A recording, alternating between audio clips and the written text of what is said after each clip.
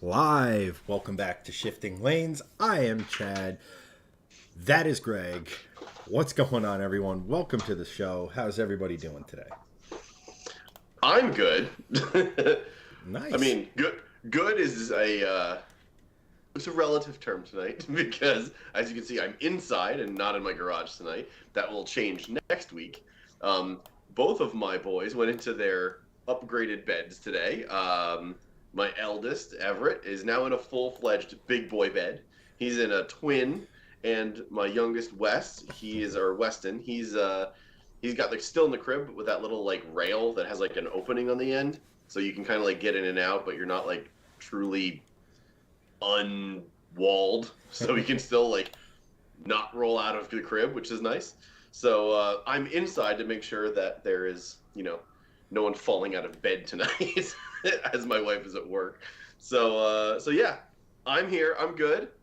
And it's going to be an interesting night for topics because we got two pretty controversial things that are going on in the car world, with two specific examples, but that sort of have like wide-ranging ramifications, if you will. So, how are you tonight, Chad? I am doing good. Pretty standard Tuesday here. Pretty interesting stuff. Excited. Well, I shouldn't say excited. That's the exact wrong word. I'm looking forward to getting into our topics today because I'm pretty passionate about both. And would you say one more than the other?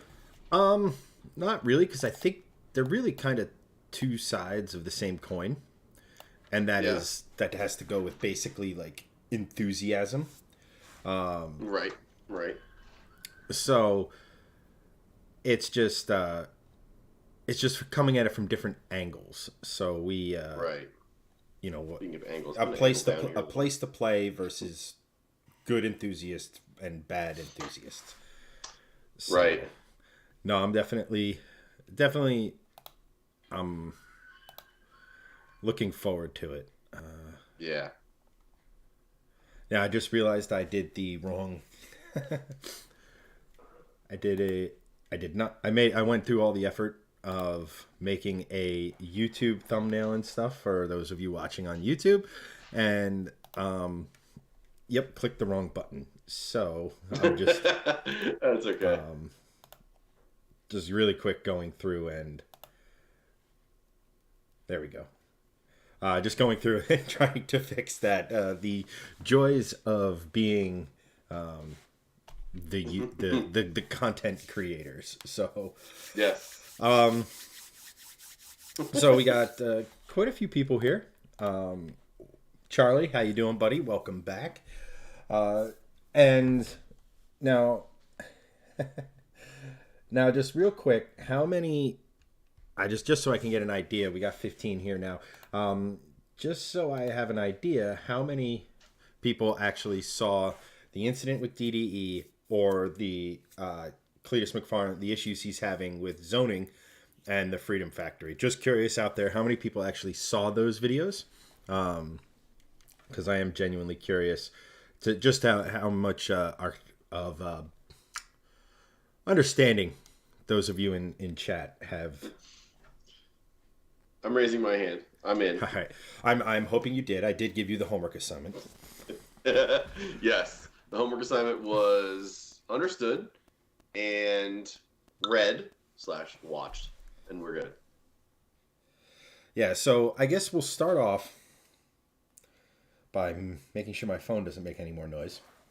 I was going to say, was that you getting an alert? Because they say it's the same alert that my work does through Microsoft Teams, and I'm like, whoa, who's saying something?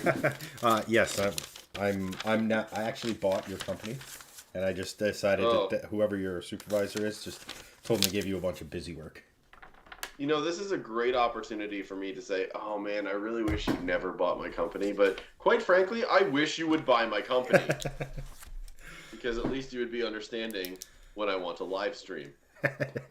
Yes, I have I have literally tens of people to entertain. That's right. So, I guess first things first. let's dive into the Freedom Factory first because Yes. that's what popped into my head.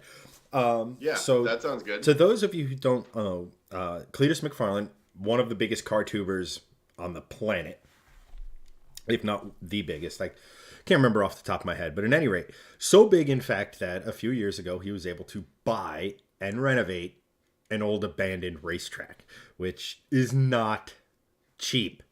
No. He put in a ton of effort. He hosts some great events there, like Cleetus and Cars. He does a bunch of Crown Vic racing there. He's done mini NASCAR stuff, some modified stuff. He's basically took a track that used to be known as DeSoto Raceway, turned it into the Freedom Factory, and it's prospering. It's drawing huge crowds. Events are doing really, really well there. It's a haven for car enthusiasts and things like that. He basically took what was nothing and brought value to the town in which he lives in, Bradenton, or the track is in, I should say, and brought supports local businesses via hotels, restaurants, the whole nine.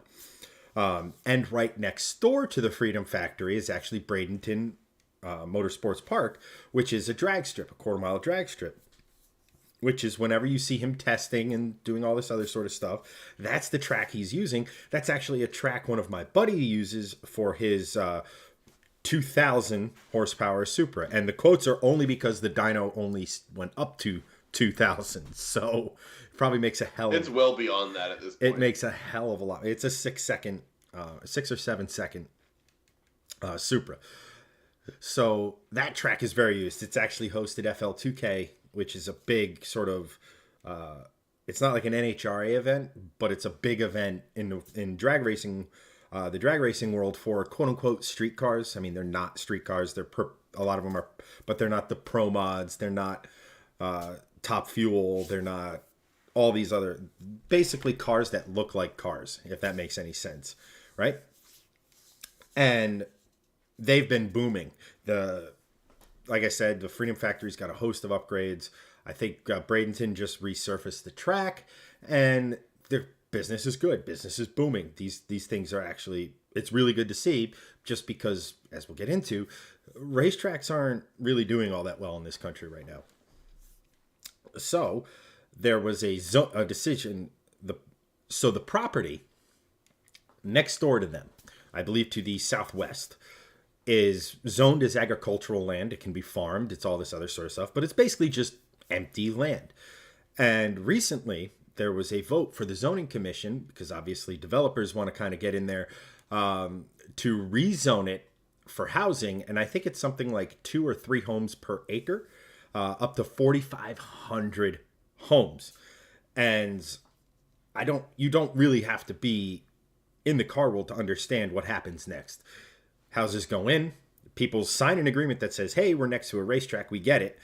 10 years down the road, new people can move in, people start complaining even though they don't understand the legality of it. Now all of a sudden the racetracks are having to reschedule, having to do this, and that's basically a death sentence at this point. And Cleetus went to court and tried to fight this resolution at the county level. Unfortunately, it passed, but he did have some positives in that every single chairperson on the board said that the racetrack must survive. It must be taken care of. Provisions must be in place for the racetrack to not be put in danger. It should not have any alteration to its operations, all that other sort of stuff. And that's kind of where the story ends, because now it has to go to the state, and we're talking 5 years down the road before any real ground is moved and all this other sort of stuff. Right. Yeah, it's going to be a while, but there's a couple of really important points that happened during the meeting, and it was live streamed. Cleetus put it on his channels. It was like closed circuit television kind of thing, sort of like how you would watch on like local news or local like C-SPAN essentially for like the federal government. Right. Well, it's like mostly that, just for local their stuff. thing where they're filming it for it to be on record. Right. Yeah. Exactly. No. But yeah, like you could watch it. It's a public thing, so him putting it on his own channels is totally legal and everything, obviously. But like I was watching it, and the one thing that I think was a negative, he didn't really do an effective job at defending his own track. Now, he said it was very important to the area, and that's true.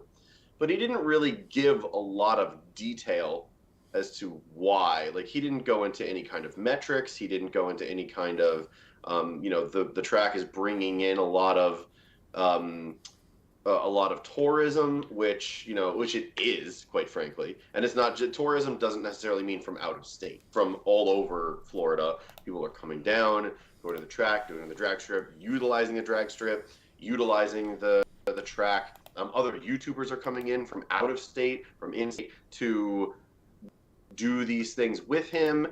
They do racing there. They hold events there. Like, it is a big thing. And the one thing I think he sort of missed on was providing those metrics to the town, to the county, to the state, to say, hey, here's what it was previously. Here's what we've built it to. So that's the one negative I think that came out of it. Other than that, he defended it really well. He knew the area. He knew the track. He knew exactly what was going to happen. He knew the property lines. He knew the boundaries. Everything else, every other bit and speck of serial of homework that he should have done, he did, and presented it appropriately. The most important point was everything I just said that was a negative, because that's how you benefit the town, and that's how you benefit the area. Is this track worthwhile? And that's where I think he sort of failed a little bit. But Chad, to your point, he was effective enough at saying it. The people in the area were effective enough in saying it, and the commissioners and the board members basically said the track must survive, because I think they do see that intrinsic value of the track being there now, of it bringing in other people from outside the area. And other YouTubers going there, people might say, oh, well, this is just a bunch of YouTubers coming in, and it's just it's not anything. But like, that's bringing in other audience from many other avenues of YouTube life, and life in general, and enthusiasm in general for cars and automotive things and sports. So it is a huge deal when something like that happens, because you bring in totally different demographics and genres of people from all walks of life that might want to come take a trip just to see this, and maybe meet Cleetus or their favorite YouTuber or something. YouTube is basically the new television, and that's what it's going to be from here on out. So it's a very interesting topic, and it's a very interesting thing, because again, Chad, to your point, racetracks are dying all over the country, and Cleetus mentioned them in the meeting. If you watched the meeting that Cleetus was in, and Atlanta, I think Atlanta Dragway. What was the other one? Englishtown, I think, here in Jersey. Englishtown. I mean, Flemington Speedway was a racetrack that closed in our lifetime here. No, I mean, I think there's a lot of it goes into it. Like, I think a lot. I think this was. I don't know if this was something that he was made aware of, and he had to rush to create a defense. But I also understand that if you have racetrack money, you have good lawyer money. So somebody probably true, yes. Somebody probably should have been there and advising him slightly better. And to Charles's point about his professionalism, he's making the point about how a 25-foot berm won't stop noise, but it'll be blown head. Instead of saying a blown head gasket, which creates a lot of noise, he said because of too many balls. Like, he was in character. He was in the Cleetus character, and not when he needed to be Garrett, like 100% Garrett. And not for nothing, Garrett has a legal background. He was going to law school before Cleetus McFarland YouTube channel kind of set up. So, like, I mean, I get all of your points. Here's the bottom line of it. I don't want to see racetracks die, and I don't want to see successful ones given a death sentence simply because people are being greedy. Steve, thank you so much for the 100 stars. Yeah. As Greg would say, actually, you're a 100 legend. And then another 100. Thank you. Goes right to the Cleetus McFarland support fund. Yeah, right. So here's the thing. We're about 10 minutes into talking about this. And all we've done is recap and provide a little bit of our own personal opinions and stuff like that on it. if you're going to show, say, us talking about this or explain to a friend on is someone who isn't in the car space, why this is important, like it's a racetrack. Wouldn't it be better for a town to have new housing, raise property values, and all this other sort of stuff than keeping an old racetrack or racetrack in a drag strip? Why is the racetrack itself important? And I'll say this to that is racetracks provide a safe haven for enthusiasts. We can go and watch other people race, or as Cleetus does with his drift nights, as Cleetus does with his spectator drags and all this other sort of stuff, he gives enthusiasts a place to play that isn't public streets. It's a safe, controlled environment with safety crews on site should something go wrong. And as opposed to a street race where something goes wrong, not only the participants could be hurt, spectators can be hurt.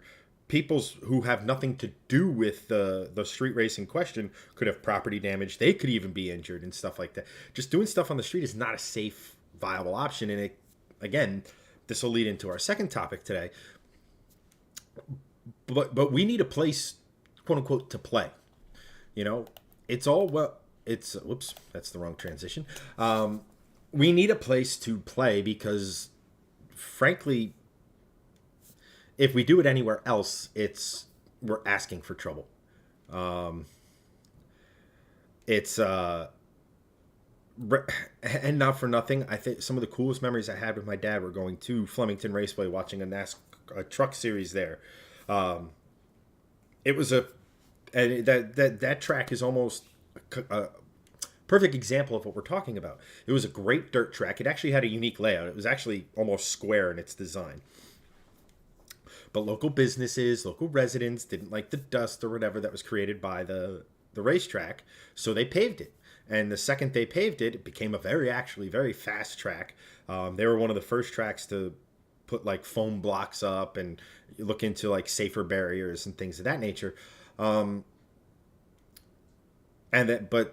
it lost its charm, never really became financially stable, and it closed. Like, we need a place to play. We need a place to watch motorsports in action. We need these local grassroots tracks are so important to car enthusiasm in general that they shouldn't be treated as a what the hell do we need this for?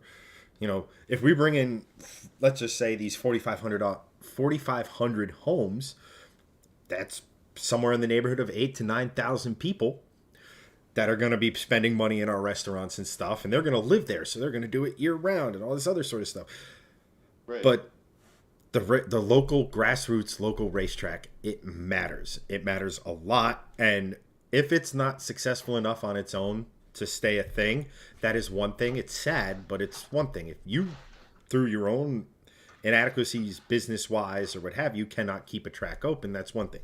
But we have two highly successful tracks that just because a land developer wants to develop, or someone coming in wants to buy the property, but they need it zoned a certain way, like, we should look at what we have versus what we could have and start to really prioritize what we as a, I don't want to say country, but your town, what have you, what do we want? What do we need? What's more beneficial to us? And I don't, we saw it in Long Valley growing up where it was, where they literally put an act in place to no more development. You can't build new unless you go through 10 million hoops. Right. But what Long Valley was when we were kids versus what it is now is drastically different. It's all that development, that sprawl. Yeah. And it's a really interesting point. And to get political for 1 second, and not in a controversial way or anything, I don't want to like ruffle any feathers either way, no matter what side you lean towards. But the whole thing is, you made a really good point of like, if people and bureaucracies are going to cater to special interests, which is quite frankly what both sides do, and we're talking like left, right, and middle. Every bureaucracy and politician caters to special interests. That's why we have lobbies. That's why we have special interest groups. Yada yada yada. Then you cannot ignore the automotive community, especially the enthusiast automotive community. for a very good reason. Uh, and that is because there are tens of millions of us.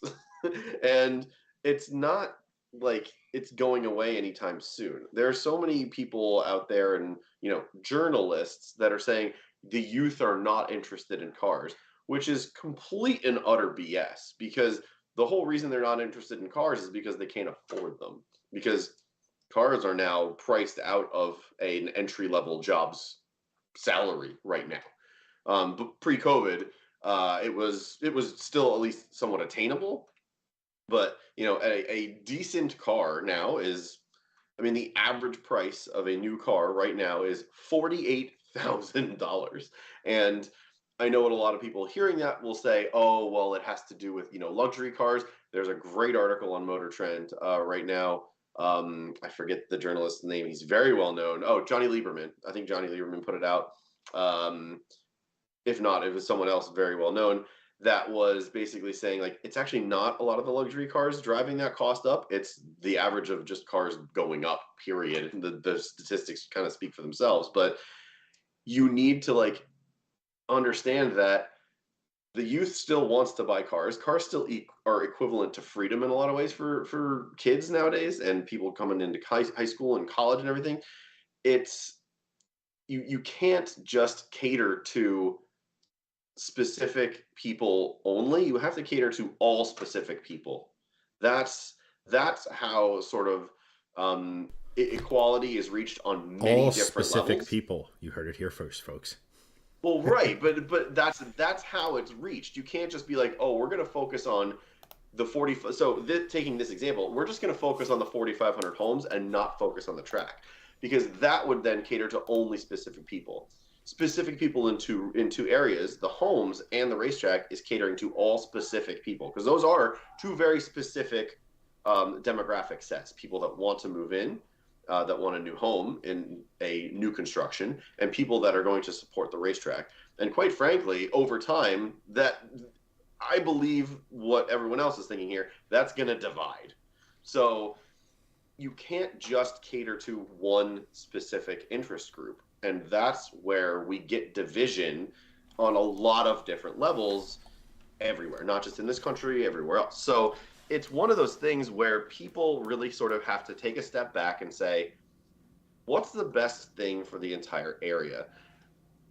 To me, you can compromise with this, and you could put in 2,000 homes, leave a superior distance between the homes and the racetrack, and leave a grace area between the racetrack and these homes, including this 25-foot berm. So that would drastically reduce the noise, but of course that's not going to happen. And we'll see what happens down the line, because this is happening more and more. And Cleetus made a good point, or Garrett made a good point in his speech of 50, 60, 70 years ago, during the first real wave of huge urban sprawl in the 1900s and in the mid 1900s in the U.S. The racetracks were in towns. They were literally next to and inside of towns. And the towns then said, well, everyone's complaining, blah, blah, blah. You got to move the tracks. So they moved the tracks. And the tracks went out of town and far enough away so that no one would have, been angry at it. Now, this second sort of massive wave of urban sprawl is happening. It's happened over the last 20, 30 years, where everything is getting developed. And, Chad, you'd said in Long Valley, we saw it in our hometown, Long Valley, New Jersey. When we moved in, I moved in '89. I think you were just before me. And, I've literally, apart from a few different stays, lived in Long Valley my whole life. Well, there you go. So we saw it growing up, right? And, we basically were driving through parts of our town that had nothing but woods and fields, and all those woods and fields ended up, or not all of them, but a lot of them ended up getting developed into McMansions. So it's the same thing that's sort of happening there, and it is just going to continue to happen. So during this second wave of massive urban sprawl, now all this is encroaching on the tracks that already moved. So what, where are we supposed to go? And the last thing I'll say about this is exactly, again, another point you made is these tracks and when I say tracks, it's everything. Drag strips, short tracks, road courses, big ovals, whatever. They all can do many different things for many different enthusiasts. We need these around to keep people off the streets. And I mean, I say these people, like we're all doing this. We're not all doing this as automotive enthusiasts, obviously. But when you take away a lot of this stuff, where do you think people are going to go? They're going to go to the street, find a big strip of road, and maybe kill some people. Like that's the potential of what's going to happen. And if you keep it in this controlled environment with proper safety equipment and, you know, a lot of like-minded people that are going to, you know, on the whole, be safe, have fun, do this, that, and the other thing, and not be, you know, for lack of a better word, total dickheads, you know, that's the place where we need to keep that sort of like activity. You can't just take it away because people will find a way to do it elsewhere. And it's not a threat. It's just what happens. You've seen it around where people have taken away these tracks. Traffic violence has gone up. You know, street racing has gone way up. Detroit's a really good example of that. They had many Detroit that were completely, or around Detroit, that were completely demolished and gotten rid of. Street racing in Detroit is like out of control, and the police like can't control it. It's really, really bad.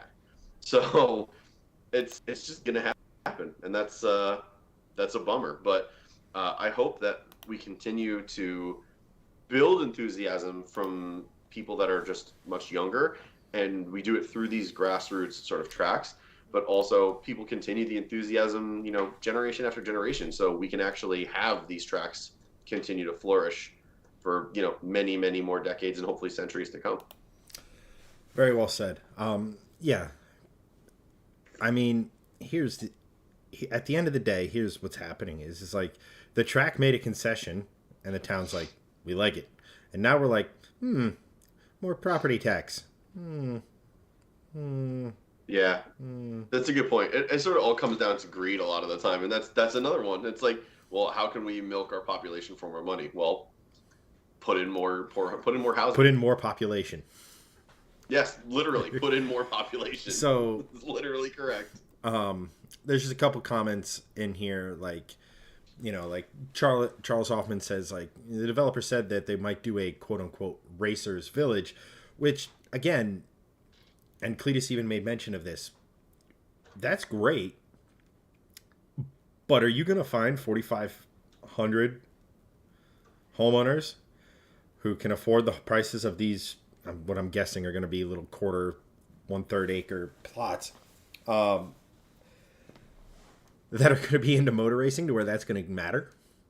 And how long is that little racers village going to last before they're like, you know what it should be? A park. Oh no, it's so noisy at the park. The cars are too loud. Blah blah blah. Like, oh, there's no good view because there's a 25-foot hill. You know, like, and on and on and on and on and on. You know, it's well and good for, you know, oh, you got to sign a contract that says you're moving next to racetracks. Racetracks are loud. You need to deal with it, i.e., noise complaints will not be recognized, right? But it only takes a time because, let's face it, Garrett, aka Cleetus, and I forget the name of the owner of Bradenton Motorsports, but they're 2 voters as opposed to 4,500. You know what I mean? And then when you get staff and everything, you might be talking about like maybe 10% of the population versus what this development's going to be. So who do you think the politicians are going to eventually pander to? Right? So that's why it's so dangerous. That's why, like, we have to figure out a way to get across to these towns, to these places that racetrack, I will repeat this. If the racetrack is failing of its own accord, that is one thing. When it is already successful, already a tourist destination, already supporting the local small businesses of your town, you should not take action, or you should not take lightly the action that could, and you see it all the time, that could be a detriment to this business, which would then trickle down into a lot of your other businesses in town. It's just a sad thing. Yeah. And I Doug makes a really interesting point, actually. What would be an acceptable use for that land? The folks who own it deserve to have the freedom to do what they want to, right? And yes, they absolutely do. right, But but there comes a very different level of awareness when you own a piece of land next to something that you know is thriving in many different ways. And it's not just with automotive enthusiasm. It's bringing in people to the town. It's bringing or the area. let's It's just call it what bringing it is. It's an in entertainment space. right. It's an entertainment space. So you could say the exact same thing about all of the space around the meadowlands. Even though, like, so for example, get rid of the fact that a lot of it is wetlands and undevelopable. But Way to do that in one if take. I like it. thanks, Say it again. undevelopable. Hey. It's like the one word that I can actually say properly, and it's not. Like I can say the incorrectly, but that one is fine. But do those people have the same right to then build a ton of houses there, right next to all the meadowlands? And again, it comes with a certain level of awareness of like what's appropriate for that land. Should that land be developed into 4,500 homes, or could it be 2,000 homes with a sprawling town center that could also contribute to the community and bring in more revenue for the town for both those homes and the track? So, maybe you use that as like the divide between homes and track, and then both can kind of congregate in the middle and have this, common area with different shops that are geared towards automotive enthusiasm as well as, Florida-based things. So Doug is 100% correct. They should and they do have the freedom to do whatever they want with that land, but they also need to have a certain level of, like I said, awareness to use that land in an appropriate manner that benefits everyone in the area, as opposed to just bringing in more property value and property tax, because that doesn't necessarily mean it's benefiting the area. It's just benefiting the people that are developing that land. Well, here's the thing. To Doug's point, he asks, "What is the current zoning there?" Charlie responded, "It's a class 1 it's agricultural zoning." So the owner, I am speculating here, but what my guess is it's not the agricultural owner looking to do this. Rather, a developer purchased the land and is now pushing to have it be allowed to be developed. It would be very similar to someone looking to buy where I work, the golf course I work, and trying to develop it into whatever. But they have to get the town to say, okay, we will lift, as I think Charlie pointed out earlier, the Highlands Act, so you can develop X amount of acreage on this plot of land.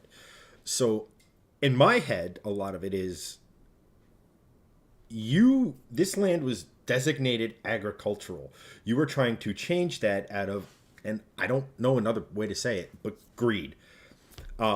Therefore, I don't think you should be free to do whatever the hell you want with it, because you bought it knowing it was zoned one thing and that it needed to change in order to become what you want it to be. And it almost has a feeling of racetrack be damned to it. And again, I'm not saying this is what the owner of that particular piece of land is saying, or their actual motives or anything like that. But you don't really have to go too far to kind of connect the dots and make a reasonable speculation about what it is. So, right. I mean, I'm all for, this is America, we're free, it's my land, I can do whatever the hell I want to it. Well, no. Like, I couldn't move next door to Greg and put up a gun range. Though there is one about 7 minutes from my house, so you probably could in my town. To be quite honest, you probably could do that. Right, and then we got 88Fab in YouTube chat talking about how, like, a park killed the track in Charlotte, how an industrial park is really kind of the only answer to kind of suit the track and develop the land. Or who's to say that the land needs to be developed? It's not like Florida is bursting at the seams. I understand there's a lot. It has a large Right. population, but we live in New Jersey, which is the most densely populated state in the country, and there's still plenty of room for stuff here. And Florida, so that logic would dictate it's like, hey, figure it out. Maybe you shouldn't have taken the like. And here's the thing, and I think Steve asked about it. It passed county, it's going to state. State is almost a formality. State almost 99.9999% of the time just follows suit with what the county ruled on. But again, I feel like the track should be protected under a historical site kind of a thing, because the track has been there for almost 60, 80 years, somewhere in that neighborhood. Which I think that's a really good point. You know, it should be like, I feel like that should be the fight, because if it is deemed to be a historical site, it has a lot more protections than just, let's face it, these council members who might not be on the council when the homes start being built, or 10 years after they're built, to when the complaints start coming in. Like, if they want to sit here and say the track needs to be protected, then they need to put pen to paper and have a, racetrack act or whatever the name of it is inconsequential. Need to have something in, and that's, if I'm Cleetus or Garrett, I'm fighting for right now is like, you said you were going to do this. I want binding resolution that sits here and says that my racetrack is protected under these circumstances. Now, let's just say hypothetically, people come to the track, start acting a fool, start being this. That's a different story.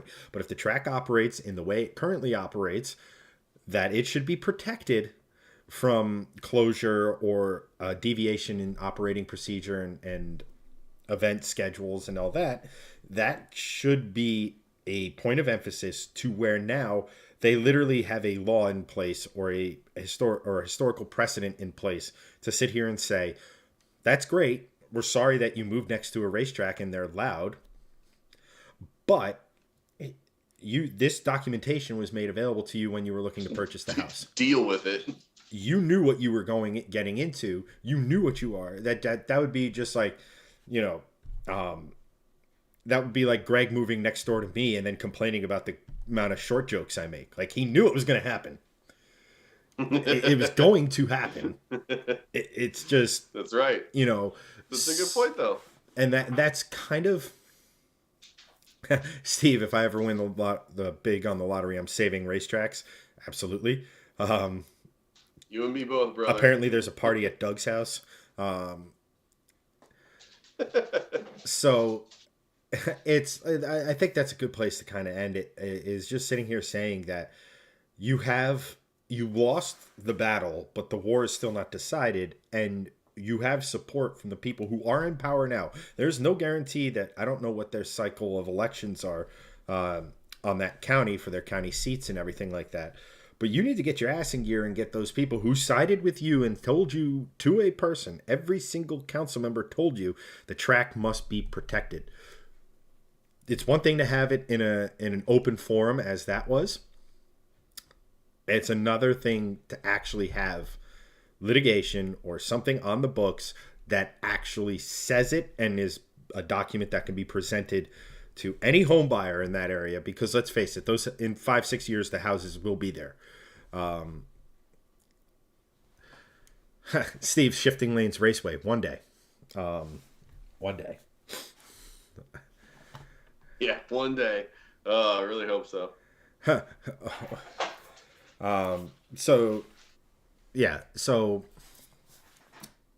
And that's kind of where, I think and like we can sum it up with save the racetracks. Yeah, save the racetracks, because just because it might not be your form of chosen entertainment, if I'm not breaking any laws and I've done everything correctly, it's not your right to sit here and say what I can and cannot do. It's just like, I could give a rat's ass about theater. Don't care. Classic theater I'm talking about. Could not care less. Don't really. Shakespeare, what, all this stuff, do not care. But I don't have any rights to sit here and say, you know what should be in the place of that gigantic theater? A half-mile oval. You know what we should do? We should bulldoze Broadway and put in a racetrack. Like, no, that's not. But I agree. You It's know, the same. It's the same ideology. I'm totally on board with that. Like, also, again, theaters bring in people right. to areas. It's a form of the entertainment. same connotation. It's Yes, 100%.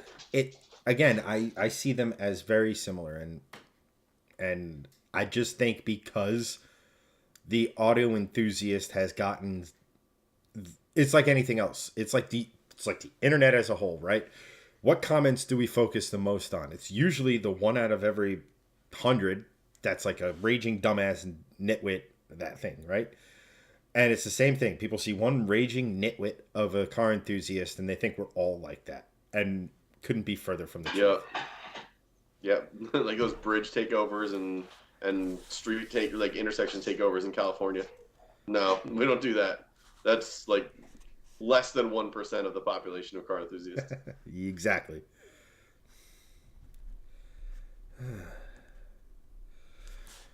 So, Greg, do you have any? And on that note, do you have any car news? The only news I have is that I'm out of juice. Ah, okay. And that's it right now. But I do have one piece, so give me a minute, and I'll be right back.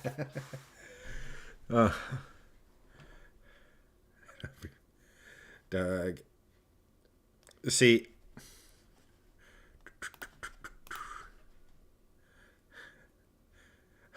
Oh, good. Y'all are still streaming. What's up? Yep, we still are.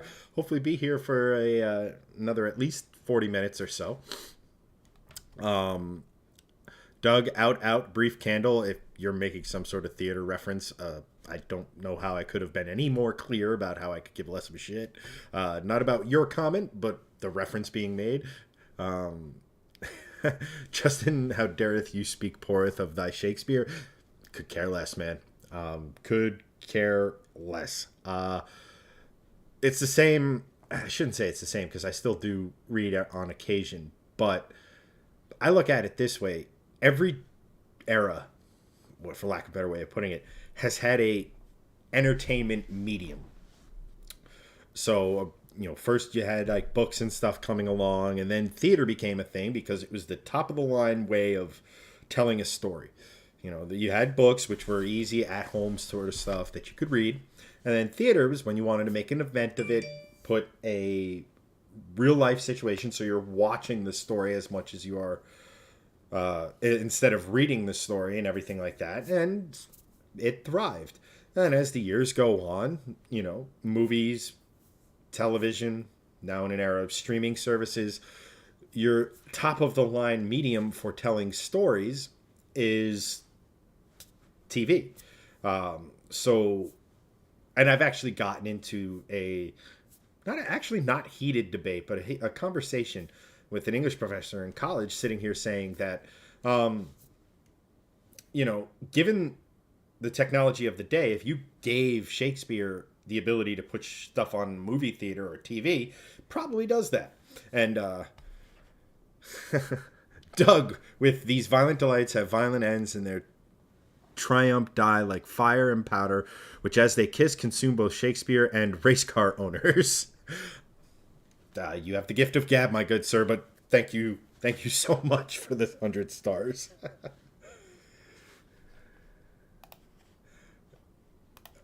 Legend. Yeah, so that's kind of where my mindset is, and I challenge anyone to not sit here and say, okay, there's some crap on TV, mostly reality based, but if you look at the quote unquote storytellers, you have shows like,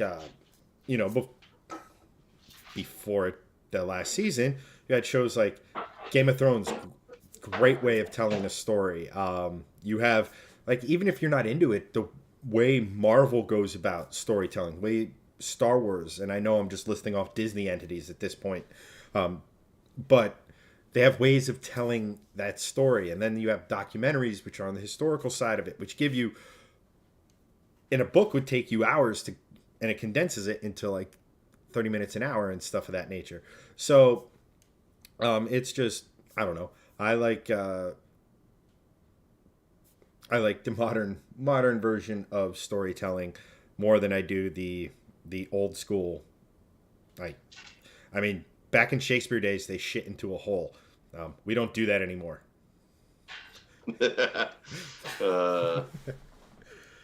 Well, it's interesting to note that before the Dark Ages, the Romans did have running water. So, something to think about. Well, it was literally running. Anyway, yes, but it was running. It was running. I do have some news, which is very interesting. I don't know if anyone saw it, but I have it here. I've just brought it up on my lovely Feedly on my phone.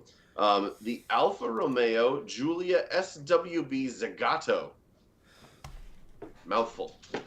It is a two-door sports coupe that basically just looks like a rebodied Ferrari Roma.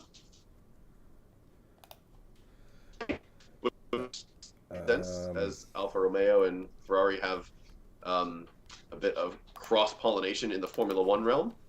So, well, they're all owned by the French. Well, I shouldn't say that. I was gonna say, yeah, it's all owned by the same company now, right? So it wouldn't surprise me if it kind of is. But they're calling it a Giulia SWB Zagato, which means maybe they used the Giulia platform. I'm sure, but it's quite nice looking.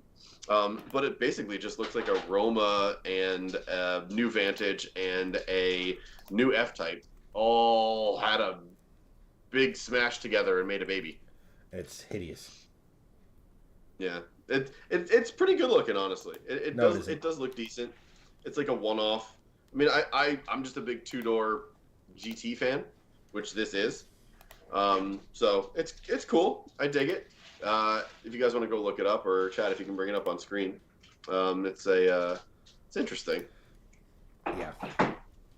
There you go. So it's cool because I really love the wheels, which those debuted, I believe, on the 8C Competizione. You can put those wheels on any car you want, though. It's I know. to crap. I know they are really sweet wheels. You gotta be honest, though. I love the wheels. Awesome. I hate the fact that the wheels are taller than the headlights. Yes, I know. And they sort of hashtag new F-Type, which is why I lumped the F-Type in there, because the whole light cluster looks exactly like what they did in the F-Type. Alpine A110, the modern one, going on back here, where you have an enormous C-pillar, and then they tried to put as much glass as humanly possible in the back. 100%. You know, the hips are way too high. Like, look at that wheel to quarter panel ratio. Yeah, but I mean that's most cars right now, like nowadays. The high belt line is just something that happens. And apparently this is based off of, if you look real closely here, it's based off of a new Nissan Z. Which it's not.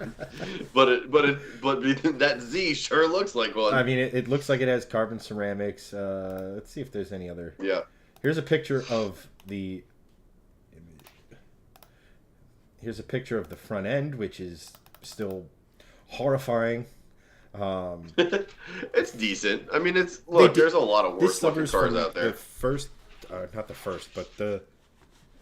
Not the most recent one, the one just before that. This suffers from the same thing that Civic Type R suffered from, is that they didn't at any point, A, step away from what they were working on, and B, stop designing it. Like, look at this grille. Okay, that's great. You have the triangle. That's a lot going on. You know what you don't need? A hood scoop. And then I do like, yeah, you know, and like the headlights look cool, but they need to be 3 inches higher, or at least 2 inches. I'll compromise there, you know. And let's see here. Is there a picture of what this I'll say this: it's a two-door GT. I like it. I mean, I don't think it's the best looking car out there, but there are definitely a lot worse looking cars right now. Golf, BMW 4 Series, Golf, M3, Golf. Right. You know, and then we have here, yeah. I mean... That's literally the back end of a new Vantage. That's not good. Look at all of this open space. The only redeeming quality of the new Vantage is the back end. Well, then I apologize. As the front end looks like a giant pleco to nobody. That's just poor and lazy design. It's not lazy design. And if you look here, see where the darker paint is?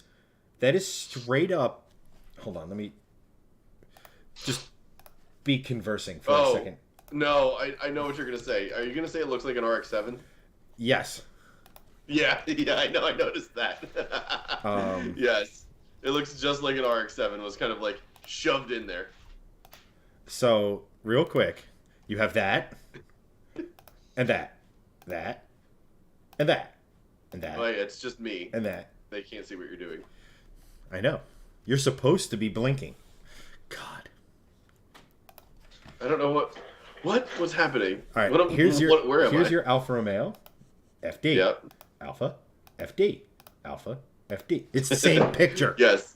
Underneath the light bar on the Alpha, it 100% looks like Lazy. an FT. Yeah. So that's the car news I have. So what you're saying, Excuse me. Steve, is that the this picture is not thick. Got it. Yes, it ain't thick with many C's.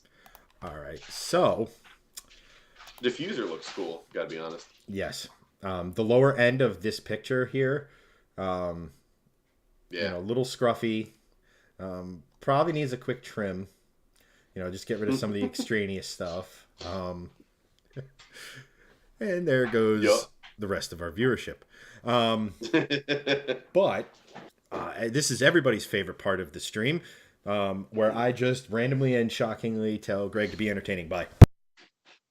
Oh, crap. Well, hi, Internet. I'll be right back. I'm Gregson.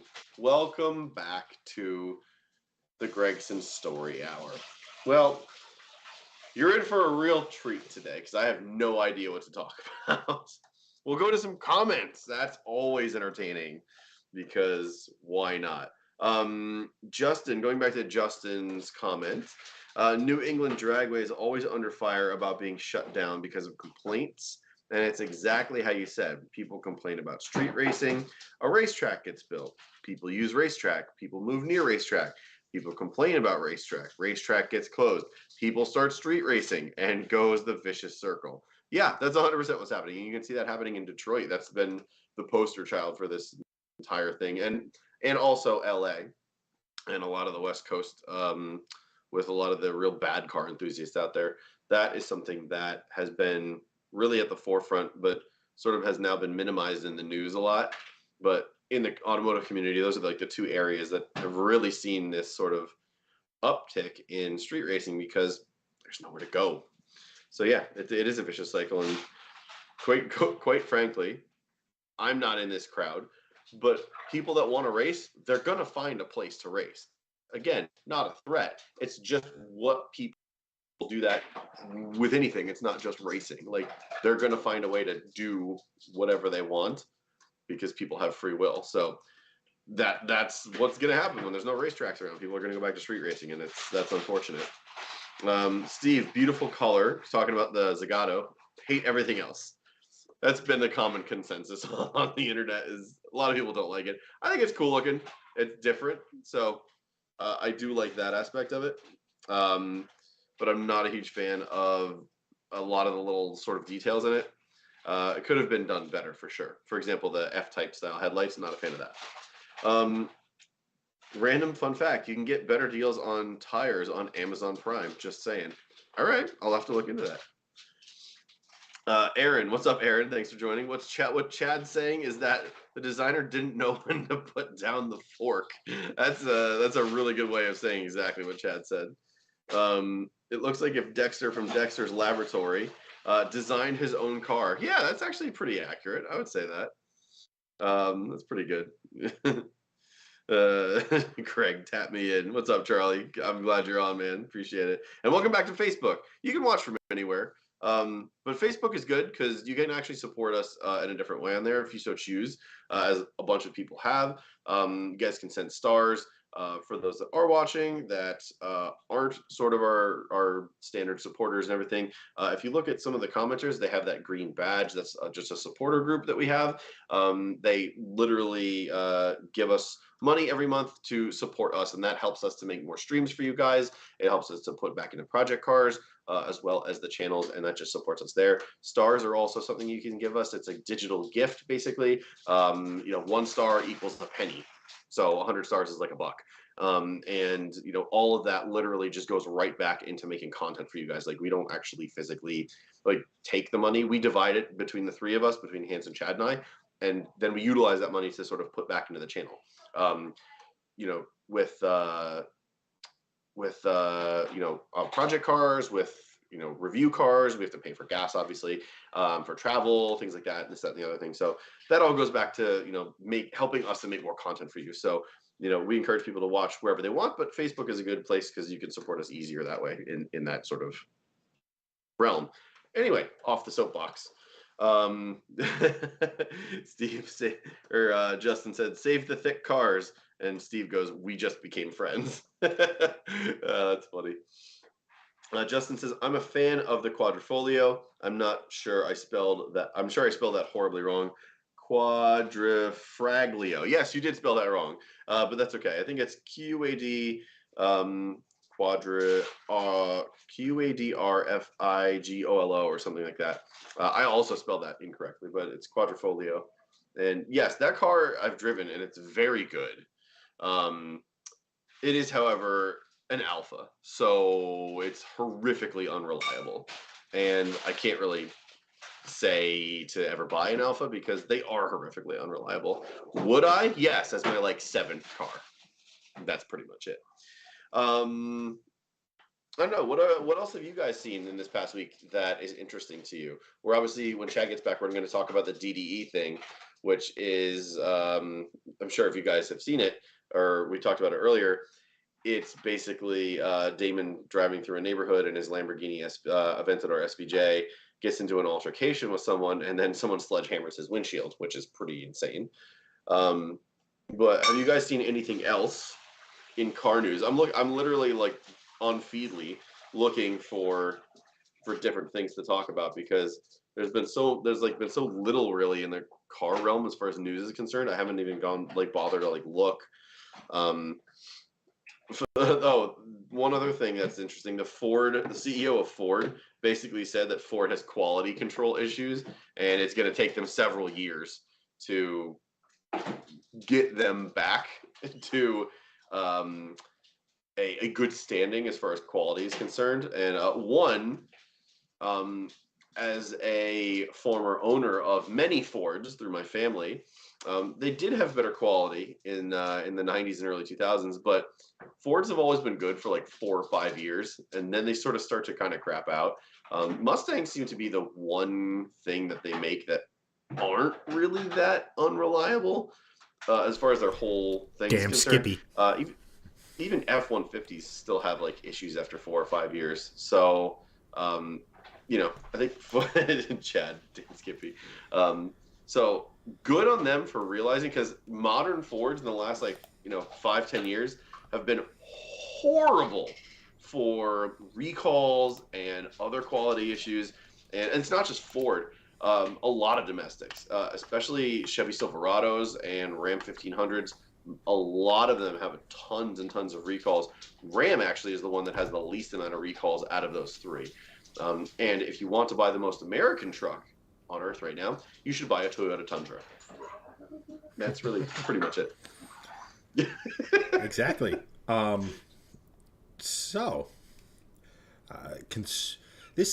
This segment has been brought to you by Greg's Sensibleness. Yeah.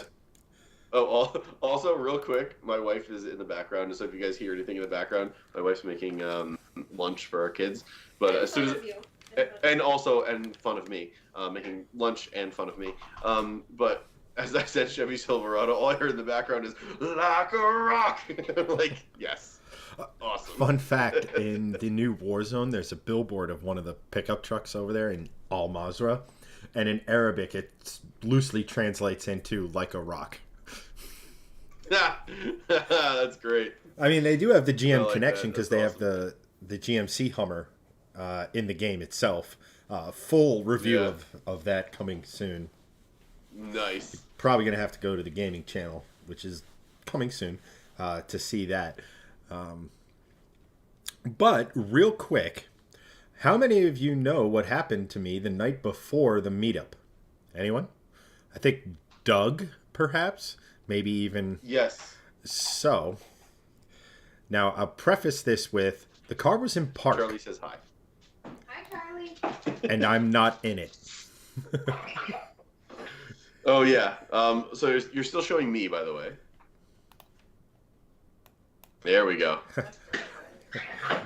So I think what ended up happening was I was in. Chad tried to commit insurance fraud. Yes.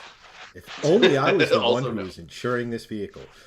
Probably should admit to that on an international feed. It's fine. It doesn't matter.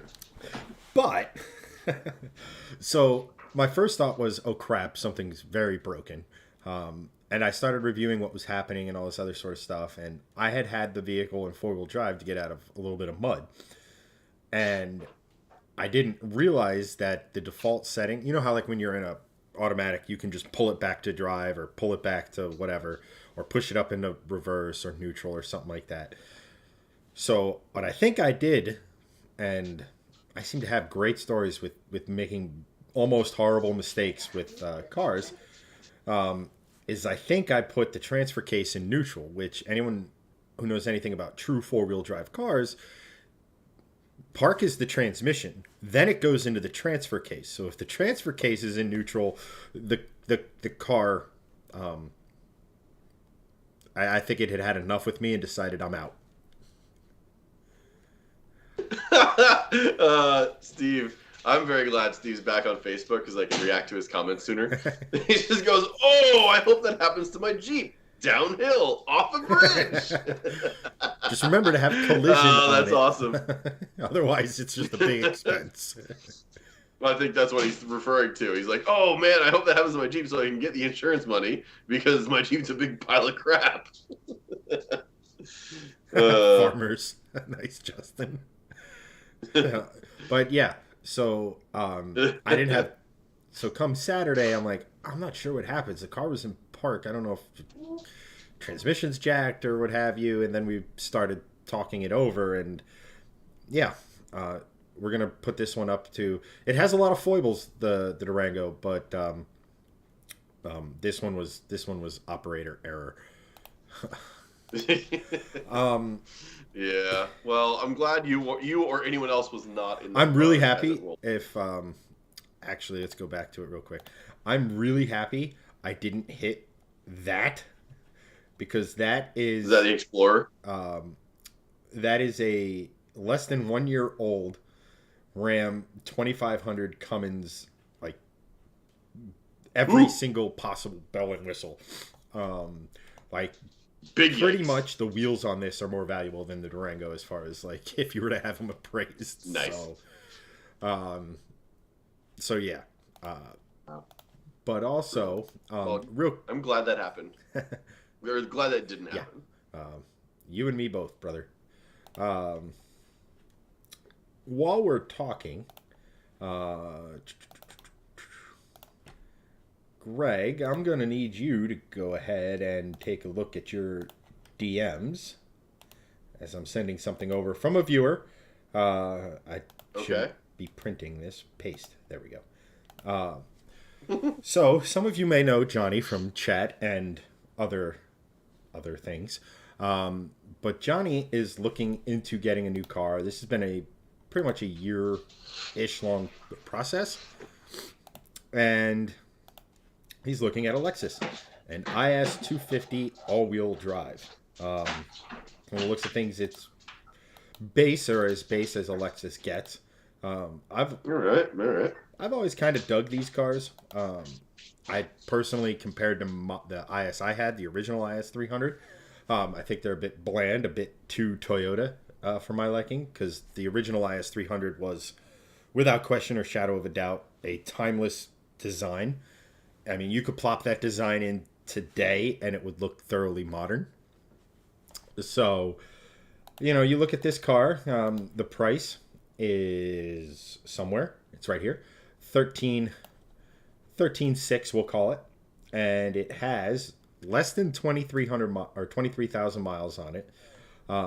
Only one accident with no damage reported. Not 100% sure how that happens. But, Greg, thoughts on the second gen Lexus IS? Take it easy, Charlie. Have a good one. Thanks for watching. Yes, thanks, Charlie. Appreciate it. Honestly, it's grown on me. I never liked this car. I thought the gen previous, the gen that you had, was far better looking, and the gen after this is also far better looking. However, I've actually been noticing a lot more of these in traffic recently, and I think it's because they've really sort of come down in price, even in this market, to them being very attainable for what they are, which is a decent luxury option. I very much like the design of this car much more now than I did 4 or 5 years ago. I especially love this car in ISF trim, which is obviously the top of the line, and who doesn't like this car in ISF trim, because it's a big, snarling 400 plus horsepower V8 with it straight piped. Sounds like God is literally smashing mountains together. That's cool. But as a budget luxury car, they're fantastic, and they don't break ever because they're Lexus. They just don't. This example looks really good for 14 grand with one minor accident and under 25,000 miles. I mean, I would buy this yesterday. Yeah, so I'm of the same mindset. Doug asks, aren't they the ones with the all-wheel drive where there's a horrible hump behind the fuel pedal? I drove one of these a very long time ago, and I don't remember anything with the fuel, with the accelerator pedal or humps or anything like that. But and then to dovetail that into Steve's question, this their rear-wheel drive or their all-wheel drive. This one happens to be all-wheel drive, which is good because Johnny lives not too far from us, and occasionally it does have snow here. So all-wheel drive was something, there it is, all-wheel drive, was something that was important. I mean, for the price, for under $14,000, for what it is, I mean, it is a Lexus. So it's going to be pretty well made. They're going to be pretty very reliable. Yeah. It's not the sexy version. It's not even the 3.5 liter V6 or anything like that. Yeah. But if it's going to be a commuter car, who cares? Right. It's not the most exciting thing to look at, but it is not unpleasant to look at. Right. So Johnny, I told you to get in, Chad, and if you're here, I think it's a very good buy. Especially and if not, where the hell are you? Exactly. Slap some wheels on this thing, because those are comically small. Especially when you look at it from this angle. That gap is... Look at the way it looks in the rear. It looks so... Yeah. A little bigger wheels. The wheels are very small. Honestly, this thing is a set of wheels and brakes away from just being a really nice looking car. Honestly. Yeah. I'm sure those are 17s, maybe 18s. You could put 19s on this car with a brake kit. It'll look the business, quite honestly. Yeah, I mean, it'll look great. This is, I think, I agree totally, because there are some cars that you just, and we always say this when we get new wheels and how important wheels are and how they can change the look of a car. 100%. I think this is more of that than a lot of cars. Yeah. Well, look what Speed Academy did with the LS. I mean, they had LS 430. Yeah. Every single LS has just been like, oh, cool, a nice big, luxury barge. And then they put freaking the sickest wheels on that car and dropped it and made it appropriately offset and everything. It was just like it blew my mind. Like Chad and I were chatting in our our like side chat, and I'm just like, dude, I want to do this build immediately. It looks so good. It looks so good. But this is the same kind of car. You can do the same thing with this car, and it'll look phenomenal. Yeah, I mean, again, you put a nice set of wheels on something that looks nice, because that's what it is. This does look nice. And it'll completely change the look of the car, change the stance a little bit. Won't make it look so goofy from the rear end. I mean, let's face it, we're talking about a car with an automatic. We're talking about a car with only 200-ish horsepower. We're not talking about... Yeah. And these motors aren't exactly like the second coming of the 2J, right? So right. We're not talking about a car that you would modify to hell. This is a car I would advocate more for like aesthetic tweaks that complement the overall design versus which is my general build ethos of let's throw as much power as the motor can handle at it and then worry about the rest.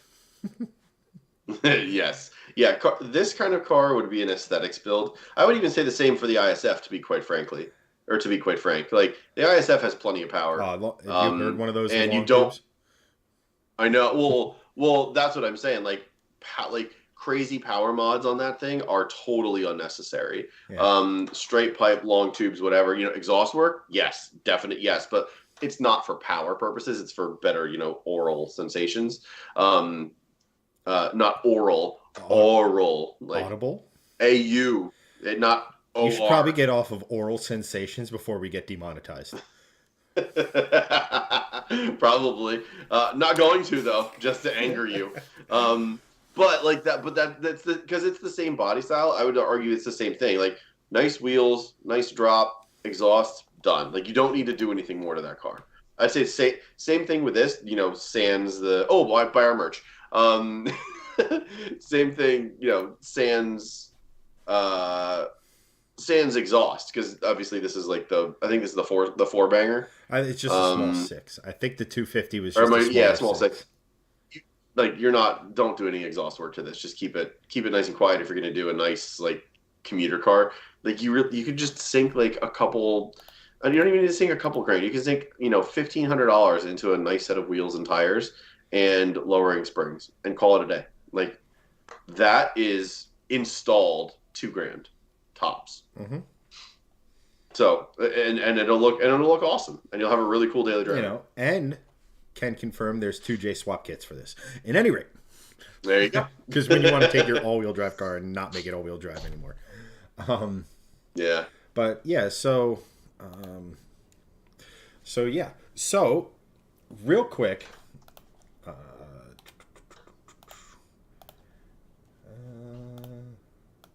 Where is it? Just minimize. Alrighty, so chat, I just dropped a link in chat, and we kind of showed you a free preview of it. I really got to get better at these transitions, but we have a small new merch store that I'm still experimenting with, so that's why I'm telling you guys and not everyone as a whole. So we have a new merch option for you guys, and it's basically Hellwinkle centric at this point in time, just because those are the logos I've been playing with the most. So we have a couple hat options, we have a coffee mug, and we have hoodies, and then we have our stock hoodie and t-shirt option if you just want to rep the brand, which we always appreciate.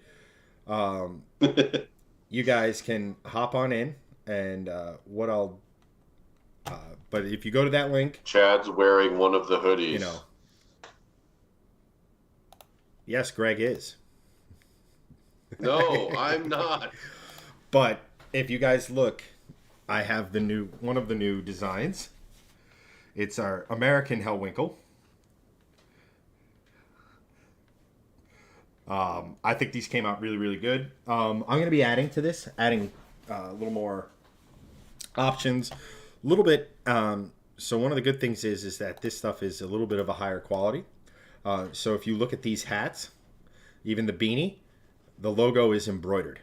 So it's not just an iron-on thing like which is fine, which is good, That's which is what we what need. we have on this stuff.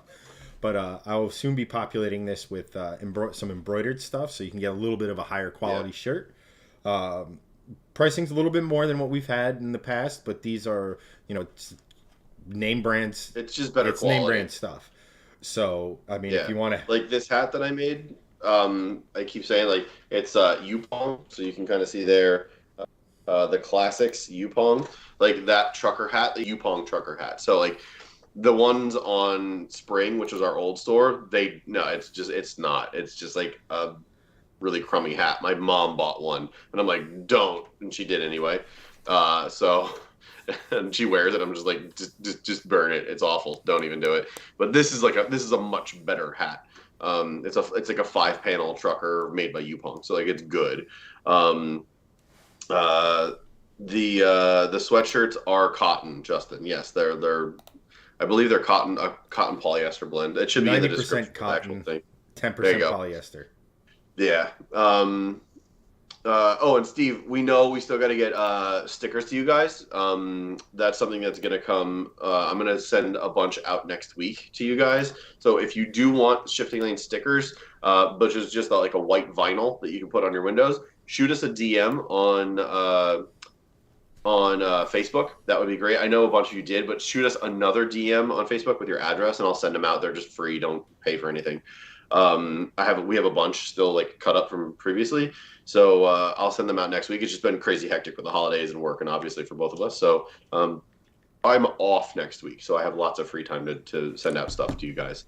But that aside, this is really exciting. So like I'm actually going to go on and purchase a couple things because, why not? Because I'll support myself.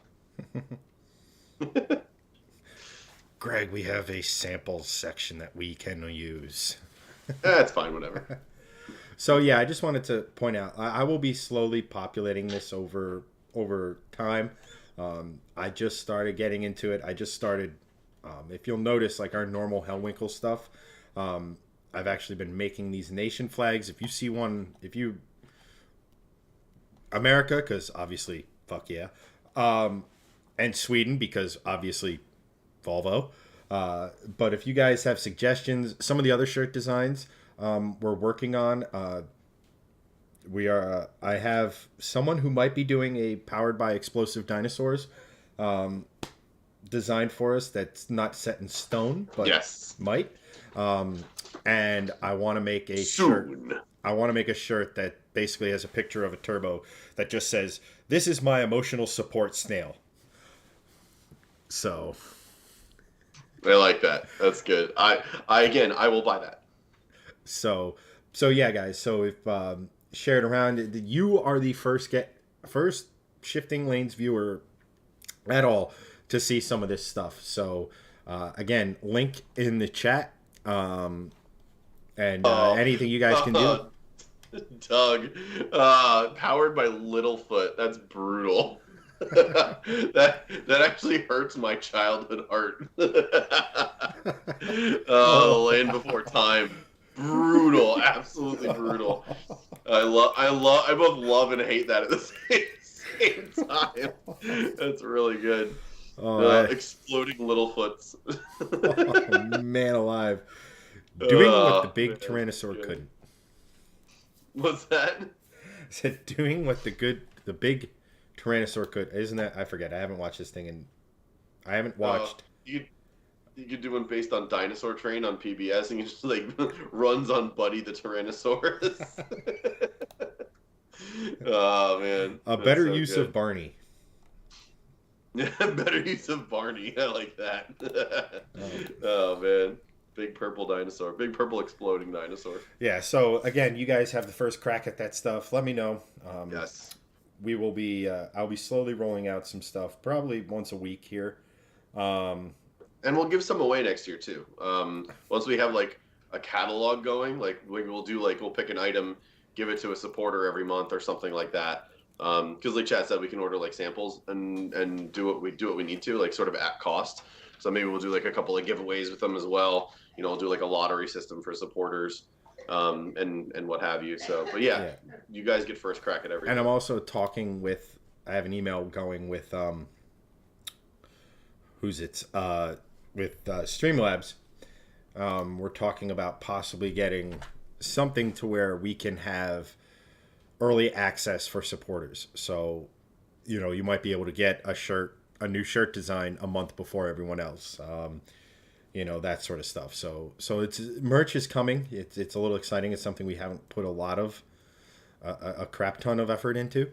We just sort of made a merch store on Spring, literally populated every possible option. So our storefront was so incredibly long.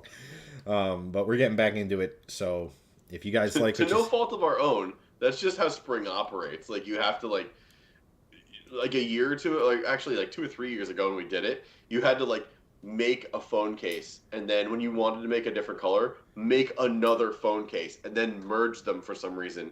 So your storefront looks like 1,000 phone cases for all the colors, when that's not how it should be at all. You should make one, choose your color options, and that's your one item. It's not how it worked. Hey, Doug, thank you, my good Super sir. Thank you. Doug actually just purchased the Hellwinkle Sweden edition hoodie. So, Doug, thank you, my brother. Nice. That's the one I'm getting. Yeah. So, yeah. And, again, really excited for this. I'm going to be playing around with some of these designs to try and get some pretty cool stuff. And then, like I said, we're going to be doing the funny shirts very soon. So, highly exciting. But as we move along, the next topic, we're going to get to our second big topic of the day, and that is 117.12.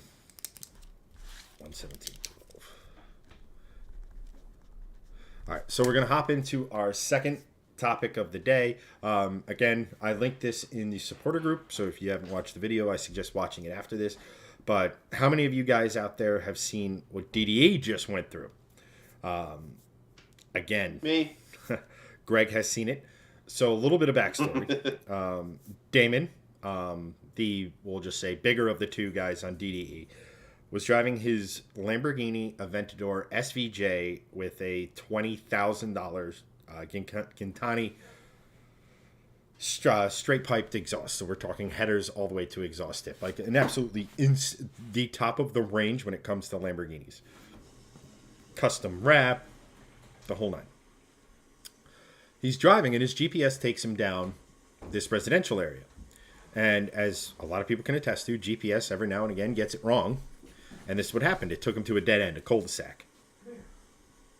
And he turns around in the cul-de-sac, and as he's turning around and coming back, these residents just jump in front of his car and start calling all sorts of nasty names, basically making the old reference that if you have a super or hyper car, you have a very small member. All this stuff, and being highly aggressive towards him, even saying, making threats on a couple occasions. And they're basically sitting here, oh, you were going too fast. We heard this. And eventually someone, well, actually not someone, they identify him in the video, took a sledgehammer to the windshield of the car. A $1 million Lamborghini Aventador SVJ. That is insane. And Damon throughout all handled himself with professionalism, grace, never at any point got overly emotional, overly aggressive, handled himself as better than I probably would have. Eventually the cops show up.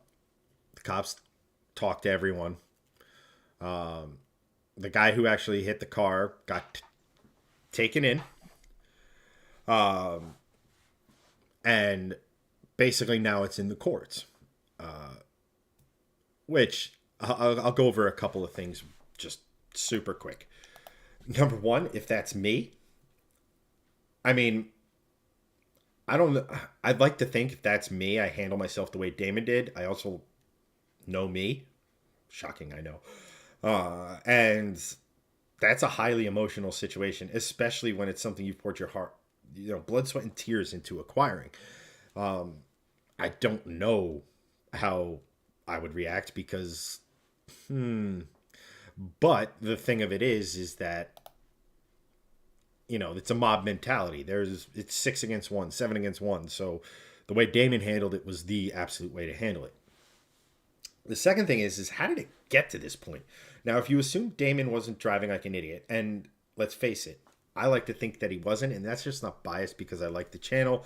That's not biased because I own fast cars or what have you. But I think a couple factors. One, most people aren't used to hearing a car of that volume. So loud equals fast, regardless if the car is actually going fast or not. So they may have misconstrued the noise with the possibility of it being, loud equals fast, right? So they might have thought, oh, it's very loud, he has to be speeding.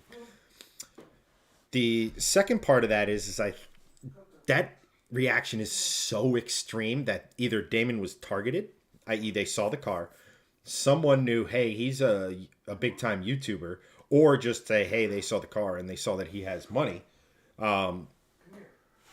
and targeted him. Said, we're going to goat this guy into a fight, and from there, he's going to do something he regrets, and we're going to profit off of this. And then lastly, what I think personally was the case was they have an issue where some car enthusiasts somewhere have been ripping up and down that cul-de-sac, and then eventually these guys got fed up with it. Does it justify their reaction? No. But someone somewhere, drove a fast car, and they're like, all right, today we put an end to it. And that's why they jumped in front of the car, which is always a great way to kind of get your point across. Jumping in front of, almost 2 tons of steel and carbon fiber, that it will be damaged, you will be dead. Top tip, not the way to get attention. So I would like to go more into that. But Greg, I just am interested your thoughts. So yeah, that's you're out of focus, by the way. Oh, there you go. Yeah, I know. I don't know what's going on. The camera sometimes goes out of focus, but the video is pretty insane, and that's saying something for DDE, because DDE is sort of this channel. If you don't know them or don't watch a lot of their stuff, they're sort of very well known for their cop confrontations, because they drive fast, loud, exotic cars, and those attract a lot of attention. It doesn't matter, who's driving. They will attract attention. They're all fast. They're all loud. They're all going to attract either attention of people or cops. That just comes with the territory.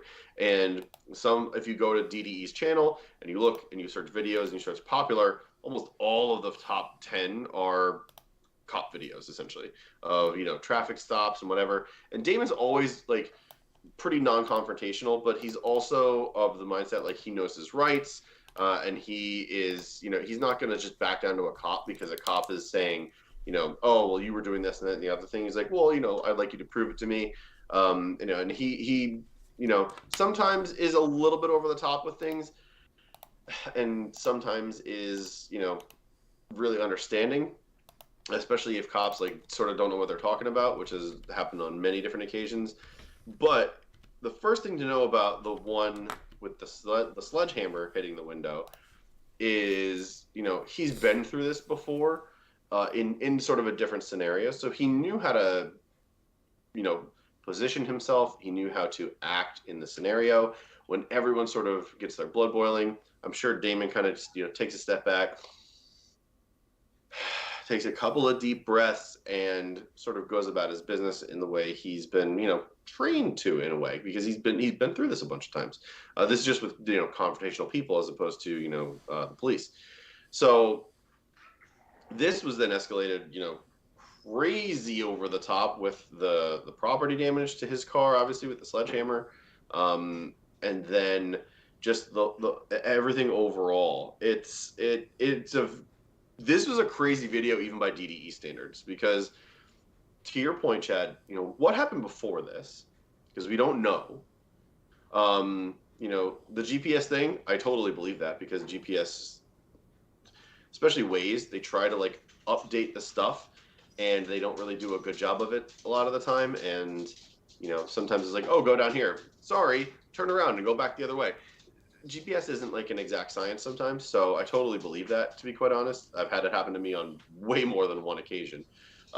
So that I believe, but I also know that Damon's driving style is very fast in a lot of scenarios. So he may have been ripping up and down the street, probably not more than once. So they're Here's the counter to that. the people well hang on, the people's claims of him like ripping up and down multiple times at 65, that I don't believe. That car in first and second gear can easily get to 80 miles an hour. Damon also doesn't drive like a total dickhead on side streets like that in most of his videos. It's always on like major roads that he's going fast. The mile per hour is larger than a side street. But also like he doesn't know where he's going, so he's probably not ripping up and down the street either. So I don't know.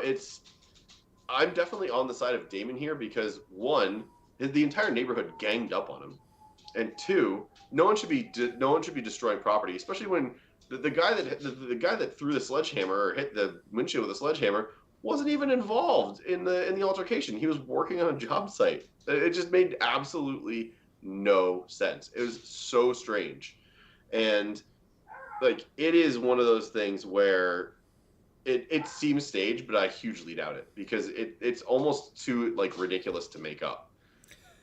Especially with how confrontational the people are. They're calling him like MF or this, and if you have a small penis this and blah blah blah. More flowery words than that, obviously. But like I don't know. It sort of was. I was very taken aback with how confrontational the people were, how aggressive the people were, but how calm Damon was. Like I'd like to think I would handle myself that same way in that situation, but I don't know. Especially if I'm driving a at minimum $750,000 car, even with that kind of mileage and that abuse given to it on camera. Yeah, it's a very crazy scenario that I don't think is going to have a very easy outcome, if you will. Right. So the counter to, well, we've seen Damon drive pretty crazily. One, to your point, we've never seen him do it in a residential area. I mean, not since I've been following the channel. Right. Number one. Exactly. And that's been years. Number two, I don't think he's doing that in that area because, well, one, it's not a very wide road and there's cars lining each up and down the sides. So right. Damon's a driver and he understands, horses for courses kind of a thing. And regardless of whether or not his motivation would be not causing damage to his vehicle, not hurting someone, not this, I don't think that's not the time or the place. And if anybody knows it, it's Damon. And then lastly,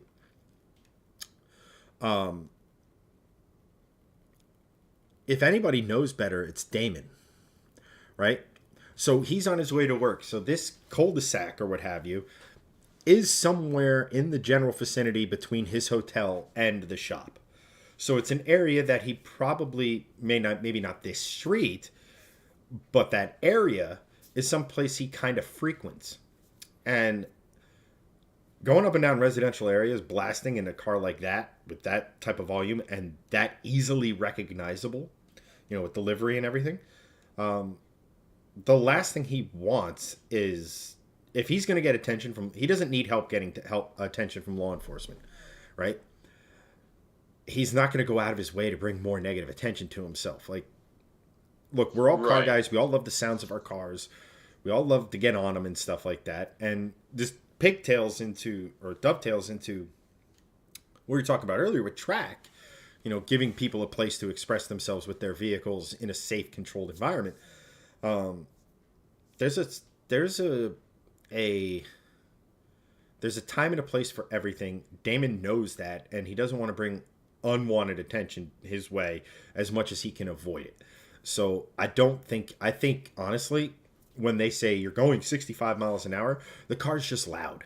And the reason I seem to fall on that side of the equation is, and this kind of goes into Steve's comment, which is, Chad, stay away from residential cul-de-sacs when you're in the Mustang or when the Mustang's out of the shop. And believe it or not, the Mustang's not going to be significantly, it probably will be louder just because the explosions are going to be a little, angrier in a good way.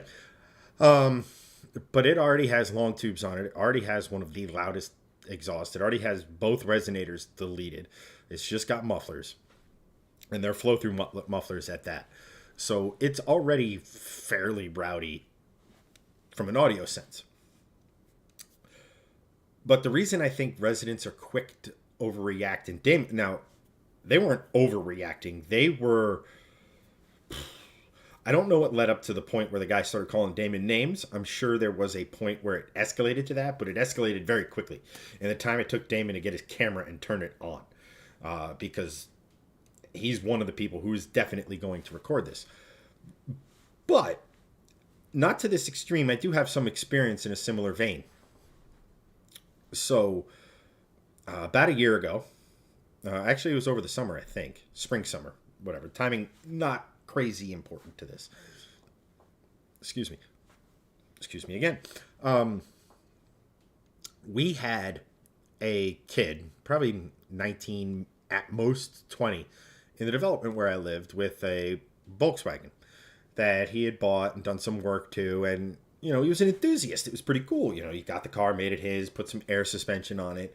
It had a tune, it had an exhaust and everything.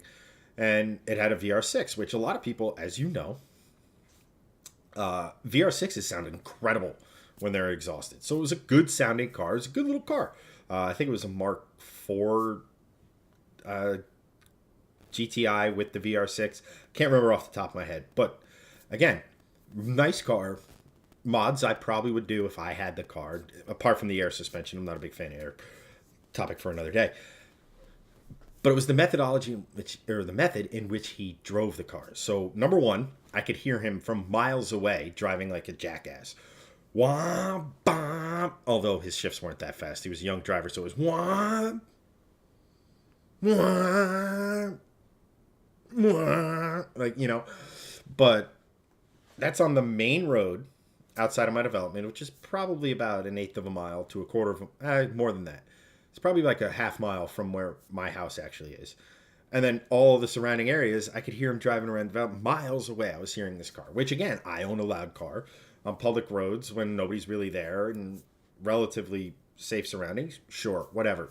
Do your thing. But this kid didn't understand how I knew when to meet him because I could hear him ripping down the main road and then he would be rev matching every downshift. Not awful, if I'm honest. But, you'd hear him, whum, whum, whum, whum, coming in. So I'm like, okay, let me walk the 7,500 yards over to the entrance. And, he comes in, and as you're pulling off the main drag in my development into the pods, the townhome area, it's not a narrow entrance. You could fit two cars with ease. But again, it's highly densely populated, arguably the most densely populated area in my hometown. And, comes in, try to explain to the kid, like, hey, I love your car, I like the mods, it sounds awesome. And his mother's in the passenger seat. And I go, just do me a favor, man. Leave it in a taller gear. No need to rev match on your way in. I'm a car guy. I get it. I've done this stuff. But keep in mind where you are. And he wasn't getting it. He goes, you don't understand. The car is tuned.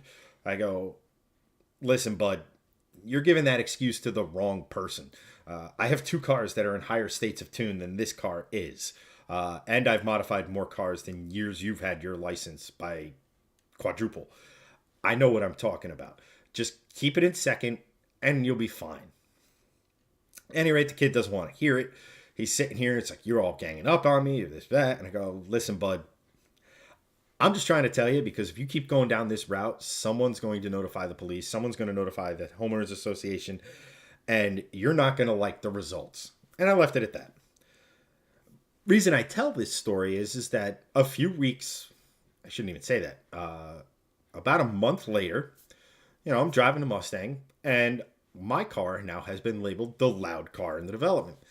And I had someone come up to me and sit here and say, you people with your cars and all this, you need to settle down. You're going to kill someone. And I politely sat here and said, that ain't me. If you have just like Damon in the video, if you have any evidence of me driving in an irresponsible manner, please show it to me. I apologize, and I promise you it will never happen again. But I assure you, it didn't happen. I'm very cognizant of my car, the Mustang. I'm very cognizant of the noise it creates. I don't lug it, but I'm keeping it under 2,000 RPM as I'm getting into my development.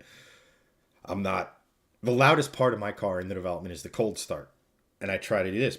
But I was now being lumped in with this kid who had no idea, didn't want to listen to reason, any of this sort of stuff, because he was driving like a jackass, and just because my car happened to fit a similar mold, it was lumped into it. And that's what I think happened here in the DDE situation, is because I had a little old lady getting pretty pissed at me for something I never did. And you get that mob mentality of, yeah, people need to stop. Yeah, we're going to do something. Yeah, get your torch, light your pitchfork, let's go. And all this other sort of stuff. It escalates the emotion. It gives people courage. It gives them to say, hey, I'm coming after you. And all this other sort of thing. So what could have been something harmless as, hey, do you mind keeping the RPM down or something? By the time the people actually got to Damon, they had so incensed in that multiplication factor of being in the mob of like, F this dude. He's got, get him. Now all of a sudden you have a guy sitting here, two guys, calling him all sorts of names. Another guy comes over and smashes his car. Like, that's just not the way you handle these types of things. You try to appeal to the good nature of someone. And you sit here and say, hey, do you mind? You can't keep the car quieter or whatever. Choose a different route. This is a residential area, which is a totally reasonable thing to say. And it's just, all of this is a very long-winded way of sitting here and saying is that we, as car enthusiasts, need to think about other car enthusiasts. Because this kid in the Volkswagen was clearly not thinking of what his actions were doing to other car enthusiasts in development, which there are several. There's another guy with an S550 Mustang. There's a guy with I forget the year of it, but it's the first Bullet Mustang in the redesign, not an S550, couple generations before that, with cams, full headers, exhaust, and the whole thing. And we are now being lumped in because one person's actions. There might be 20 good car enthusiasts in my development, and the one kid ruined it for all of us. So we talked about car enthusiasm a few streams ago, and that's one of the things I would say the most is harbor it. Give people a reason to show them this is a car. This is the fun you can have with a car. This is why cars are awesome, because you can make them unique. You can make them yours. They're a canvas for your personality, so to speak. But just remember that just because you decide actions have consequences. And if you're going to act a fool, it's going to look down on us. So keep that in mind when you're having your fun. But I've sort of rambled for time. Greg, Hi. say words. I'm still here. It's interesting because my neighborhood is it's slightly different than yours. Yours is very close or compact in the way that mine is sort of spread out, but sound still travels. Like I live on top of a mountain. Mountains here in New Jersey are basically just big hills. I thought you lived on Misty Mountain Hop. Misty Mountain Road, but yes, Misty Mountain Hop and or some form of Lord of the Rings Led Zeppelin. reference. Led Zeppelin Yes, reference. I know that's the Zeppelin reference, but there's also the Lord of the Rings version. Yeah. Hi. Yes, hi, Mark. I am here. Mark joined long enough ago to realize that I was not even here, but I am actually been here the whole time. So like my neighborhood And look, most of you know I have a V60 Polestar, and the way my car works, being loud, is from OEM. It has like a butterfly valve in the back. You can make it louder. You can make it quieter. It's a total pussycat when you have the valves closed. Even with I have an aftermarket downpipe on it, and it's really awesome. The gentleman who was commenting in YouTube earlier, 88 Fab, I don't know if he's still there. Josh Briggs, he owns 88 Fab. He fabricated the downpipe and put it on. It's amazing. He's the same guy that did the full turbo back exhaust on my old V70R. Now, to talk about the V60 first and foremost, the V60 is definitely loud. And I even have the butterfly valve open in my own neighborhood, but the car works in the same way an F-Type works. And not the new ones, but the original F-Types when they came out, 2015 through 2019. Basically what happens in the F-Type is if you get it up to like 2,500 to 4,000 RPM, and then you really lightly feather the throttle. And I'm not talking like pushing it like this. I'm talking literally like tapping it. So that like that little bit of fuel just like sort of starts to dump into. Basically, it'll just gunshots out the back. Now, my car is not an F-Type, clearly. My car, you get little pops and crackles and bangs out the back. Chad's heard it. It sounds pretty cool.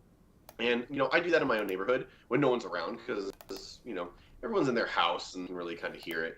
But if I did that in Chad's neighborhood, everyone would hear it because, the way his sort of development is built is there's a couple of main roads and then you sort of branch off into these sort of like clusters of housing.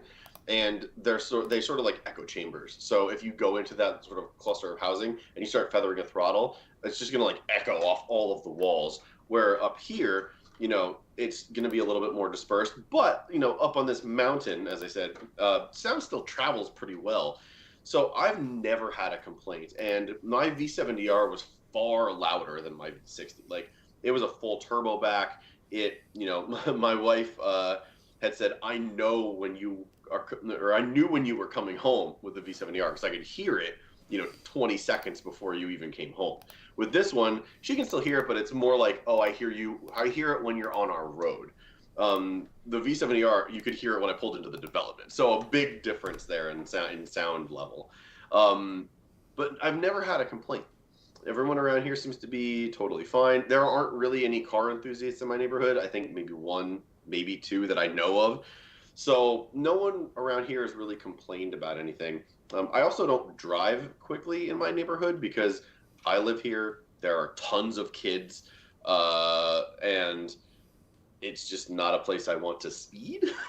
And the same as Chad, like you drive carefully in your own neighborhood because, it's that sign, drive like your kids live here. Well, like my kids do live here. And there are people in my neighborhood that definitely come up my road at 40 or 45 miles an hour that I want to go out there and just clothesline their car because it's horrifically fast for how small the streets are. And like the streets aren't small here, honestly, but they are like no one should be doing 45 in a 25 mile an hour residential area ever. It's just not a good scenario for anybody because I guarantee you in that neighborhood, no matter where it is, some kids speed. So just don't speed in neighborhoods. There's no reason for it. And I don't do that even when I'm in a rush because in my own neighborhood, I also don't want people coming up to me and going, "Hey, why are you speeding through our neighborhood?" There was one time where they've since moved away because they were renting a house in my neighborhood that people had said, "Hey, slow down." I'm literally going 20, and I'm like, and I had my windows down. I'm like, I'm going 20. It's okay. And I think they got like mad about it. I'm like, but that's the scenario where, and that was in my V70R. So like maybe it is the loud aspect, but no, there's been no other instances where people have been like stopping me, having conversations or anything like that. Totally different scenario. But again, it might be just because of like how the neighborhood is. My neighborhood's really kind of a sleepy neighborhood. You don't really see a ton of people out all the time. unless it's the summer when it's nice out and people are sort of walking their dogs, walking their kids around, people are riding bikes. But yeah, I don't think that driving like a total knob in a residential area is there's ever any course of action for it, even if you're in a rush. We lived here when my wife was pregnant with both of our kids, and the hospital is in the next town over. And the first time she was pregnant, we had it was not a very long labor, but it was long enough that we could kind of just come home and blah blah blah. The second time was way faster. Still didn't speed in my own neighborhood. Went a little bit faster on the main road to get her there. And at the hospital, she had the baby and my second son in 45 minutes when she was at the hospital. But speeding in my neighborhood would have gotten us there, and she would have had the baby 47 minutes. So quite frankly, there really isn't a reason to be speeding in a neighborhood like that. And with a loud car, like Chad said, you just go into a taller gear. It still sounds cool. Like, when you get out of the neighborhood, blast it then. There's no rhyme or reason for doing that in a residential area. And even if I had an SVJ with a straight pipe, I would still be doing it in second gear and making it sound cool, but not going totally, bonkers with the sound. So to bring it back to the DDE thing, these people were totally out of line. These people it almost seemed like they were just looking for a fight, and they sure as hell got one. And there's now a subsequent video that came out today about Damon and Dave bringing in two attorneys that they, I think, hired to view the video, which they hadn't viewed the video before, and they got their reaction to it. That basically was just like, this is, long and short of it is like, it's an attorney's dream, because Damon did everything correctly, and these people did everything incorrectly. And that's not just from the guy that hit Damon's car with a sledgehammer. It is literally all of them. To being confrontational, to threatening, to being part of a working crew and then getting involved with a sledgehammer, to being part of the neighborhood and just doing that gang mentality on it. There's also, to the sense of don't drive fast in your neighborhood, there's no rhyme or reason to getting involved in that scenario ever. If someone else is already in that scenario, remove yourself, because there's no good that can ever come of that. There's that phrase, like, nothing good ever happens after 2 a.m. Well, nothing good ever happens when you gang up on someone, regardless. Just extricate yourself from the scenario and let it all play out. And if it goes in your neighborhood's favor, fine. You didn't have to do anything. If it goes against your neighborhood, maybe then voice your opinion then. If it goes to the courts, oh, well, I did see him do that. Here's my Ring camera. Here's some video evidence. Do it in that manner. Don't go out there and start freaking out on everyone and getting into this mob mentality. It's just, there's no good recourse that could happen from it. So, this is going to work out beautifully in DDE's favor, because they literally have video evidence of all these people doing everything wrong. Period. Right. And it's, at a certain point, you have to stand back, and I don't think these people ever did. And I don't think the ringleaders, the people you saw in the video and everything, ever really cared.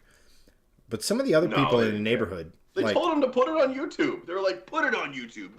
And I'm like, that's the dumbest thing you can say, because they're literally giving consent to put it on the internet. Right.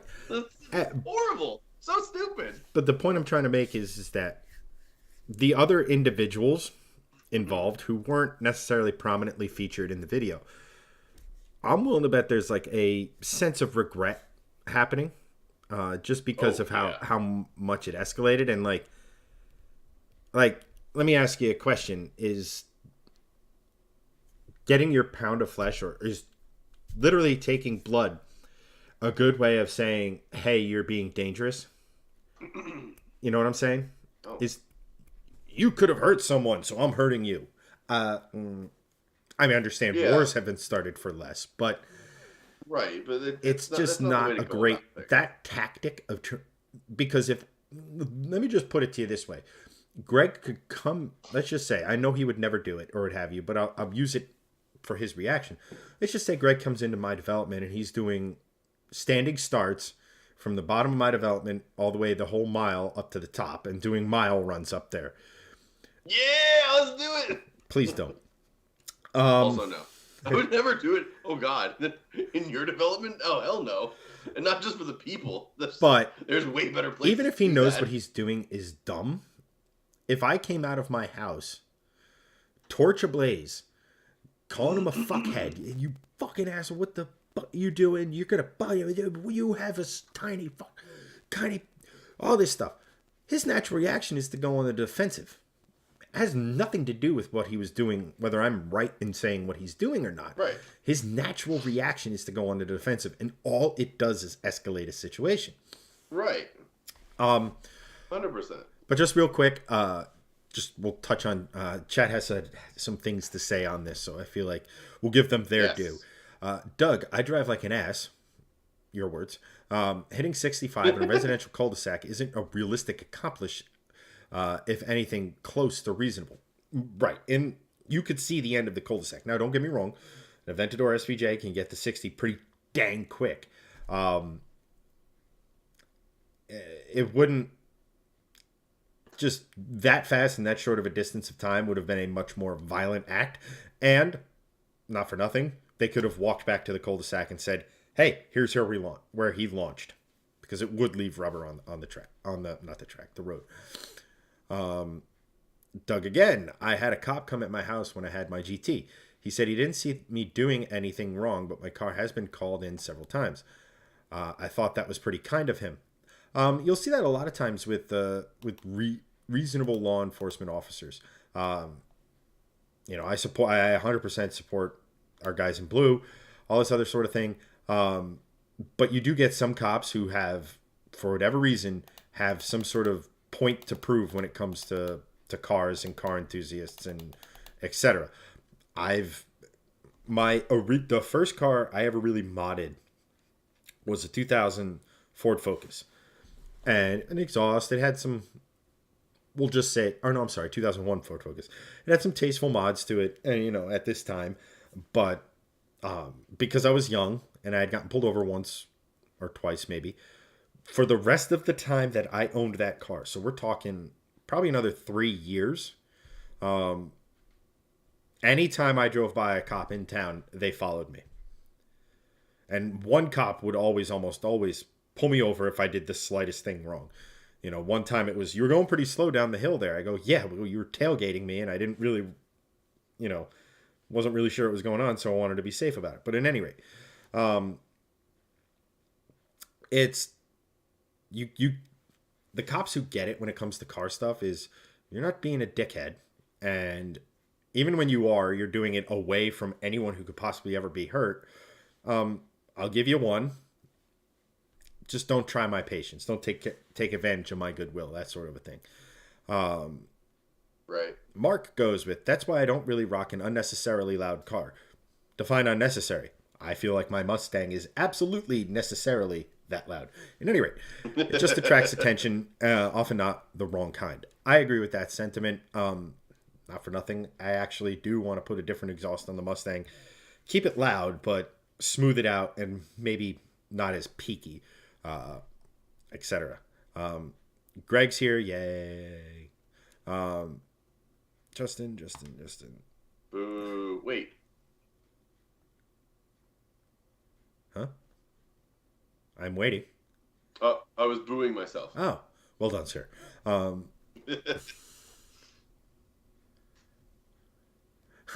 Mark, there's somebody here with a BMW X5 that decided to straight pipe it and put a pop and bang tune on it for some reason. It's honestly dreadful. I mean, I totally get that. I also, if your car makes pops, if it makes bangs, it better be fucking natural. Because if you get a pop and bang tune, you're dead to me. Mine's natural. Mine came like that with the car. I didn't do that. That's not part of my Hilton tune. I could literally do that stuff. And Mark said it best. Don't shit where you sleep. 100%. Yeah. Steve got yelled at for having a catback exhaust and a deleted resonator on an older Impreza. It's probably because you had unlinkable length headers. No, that makes it sound And then good. Doug goes, that's probably why I don't, I suppose that's why I don't live in a residential area too. To the original topic, where I live, AG use is exempt from sound ordinance. Nice. I think AG means agricultural. Yep. Yeah. Justin, last comment. My GN has an electric cutout, so if I want it to be quiet, all I have to do is close the dump and it just purrs. That's another thing for guys like us. Like, if you want the loud, rowdy exhaust, like, there should be provisions to where you have to meet a certain standard. And I understand that. And, I mean, not for nothing, I added over 100 horsepower to the Volvo, to my C30, and it was still dreadfully quiet. Yeah, C30s on the whole actually are pretty quiet cars, even with, unless you straight pipe them, they're still pretty quiet. That would have been the next mod on that car if I kept it. Was, all right, I no longer want a muffler. Yeah. What's with all this sound deadening that's called a muffler? This is terrible. Muffler's huge on it. I know. That's crazy. But yeah, that's why I really like the V60 for that. In that respect, is like, you know, I have the cutout. Like, it's tough to imagine a car that I will own in the future that won't have a cutout. I mean, I'm sure it'll happen, or, you know, because putting like a butterfly valve in there, is it's expensive, and it could fail on a car that's not like originally there, like intended for. But I mean, I know they make valved exhausts and everything, but like, even so, it's just nice to have. Like, if my kids are asleep or I'm leaving early in the morning, like, I could just hit the button and it just makes it way more quiet. It's quite nice. So your car has a dad mode. It does. I'm just gonna start, seeing as how I have a lot more free time in the winter. When I get the Mustang back, I'm just gonna cold start it at 6:30 in the morning outside your house. You'd have to sleep in your car outside of my house. Worth it. Do it in the summer. I don't want you catching cold, man. Come on. Worth it.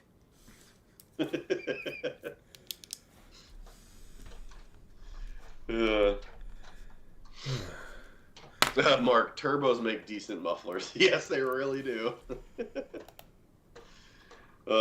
Man. I didn't realize. We only had 2 topics tonight. We've been on for 2 hours. That's good. I told you. Yeah, you were good. You were right. I knew, but I just knew I had a lot to say on both. So. Yeah, it's true. I mean, they're like I said at the beginning, like, they're 2 very important topics. Right. It's mostly because they pertain to enthusiasm as a whole, in both the public and more, you know, neighborhood/private eye. I mean, and they're connected, you know, if you really want to sit down and think about it. Because let's face it, you close a racetrack, more people drive like idiots in residential areas, which lead to more people getting pissed about it. Yeah, 100%. But 100%. Gosh. But that's probably a good place to leave it, because Chad's yawning and I'm already yawning. Yeah. So. Yes. Alrighty. Well, I want to thank everyone for watching. As always, I'm Chad. That is Greg. Tune in next week. We'll have some more incredibly topical, interesting things of interest. Good stuff. Excellent stuff. Doesn't have to make sense. It'll be great. Definitely going to want to tune in for it. Let it happen. So, but other than that, guys, thanks for watching, and we'll catch you in the next one. See you next week.